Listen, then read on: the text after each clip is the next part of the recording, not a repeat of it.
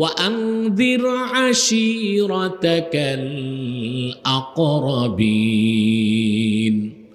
হাবিব মুহাম্মদ সাল্লাল্লাহু আলাইহি ওয়াসাল্লাম আর গোপনে নয়, এবার প্রকাশ্যে আপনি ইসলামের দাওয়াত দিন, নিকটের লোকদেরকে ডেকে সতর্ক করুন। রাসূল করিম সাল্লাল্লাহু আলাইহি ওয়াসাল্লাম কোনো একজন সাহাবীকে কোনো মতে বেলাল আর কারো মতে হযরত আলী ইবনে আবি তালিবকে বললেন, তুমি মক্কার অলিতে গলিতে ঘোষণা দাও, আমি মক্কার কুরাইশ নেতাদের সাথে কথা বলতে চাই, তারা যেন সাফা পাহাড়ের কাছে চলে আসে।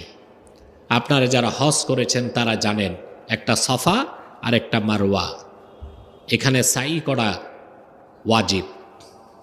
সাই করা কি ওয়াজিব?